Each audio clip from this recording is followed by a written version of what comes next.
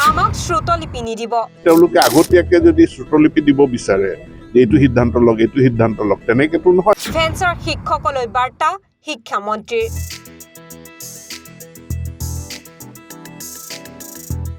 সকলো বিষয় আইনসংগতভাৱে চোৱা হ'ব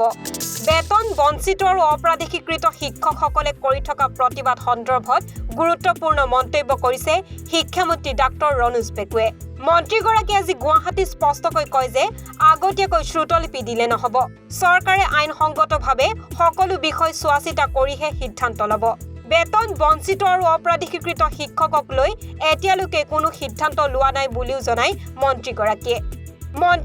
লগতে সদৰি কৰা মতে তেওঁলোকৰ সমস্যা সমাধানৰ বাবে এখন কেবিনেট সাব কমিটি গঠন কৰা হৈছে সকলোৰে স্মাৰক পত্ৰসমূহ কেবিনেট সাব কমিটিয়ে তন্নতন্নকৈ অধ্যয়ন কৰি আছে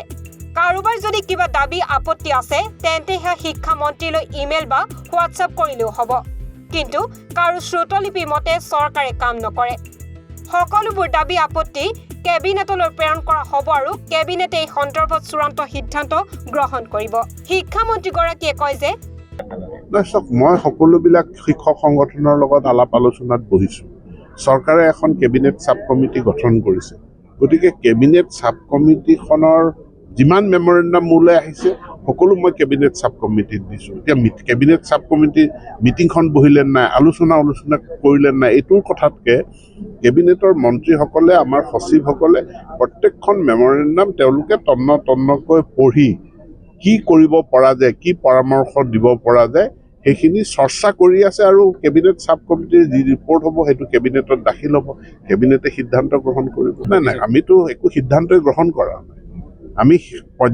বিষয়টো চৰ্চা কৰি আছো সিদ্ধান্তলৈ আমি যোৱাই নাই কিন্তু তেওঁলোকে আগতীয়াকৈ যদি শ্ৰুতলিপি দিব বিচাৰে যে এইটো সিদ্ধান্ত লওক তেনেকেতো নহয় তেওঁলোকে কিছু ধৈৰ্য ধৰিব লাগে তেওঁলোকৰ কথাখিনি যুক্তি সহকাৰে আইনসংগতভাৱে তেওঁলোকে লিখিত ৰূপত কেবিনেট সাব কমিটিক দিব লাগে আৰু বহুতে দিছে যিসকল কোনোবাই যদি এতিয়াও দিয়া নাই মোৰ হাতত ডকুমেণ্টখিনি দিবৰ কাৰণে মোলৈ মেইলো কৰিব পাৰে হোৱাটছএপো কৰিব পাৰে আৰু প্ৰত্যেকখন দৰখাস্ত প্ৰত্যেকখন আবেদন আমি পৰীক্ষা কৰিম এতিয়া বেতন বঞ্চিত আৰু অপ্ৰাদেশিকৃত শিক্ষকসকলৰ সমস্যা কেতিয়া সমাধান হ'ব সেয়া সময়েহে ক'ব হেনাডে ৰিপৰ্ট এনিভাৰ 24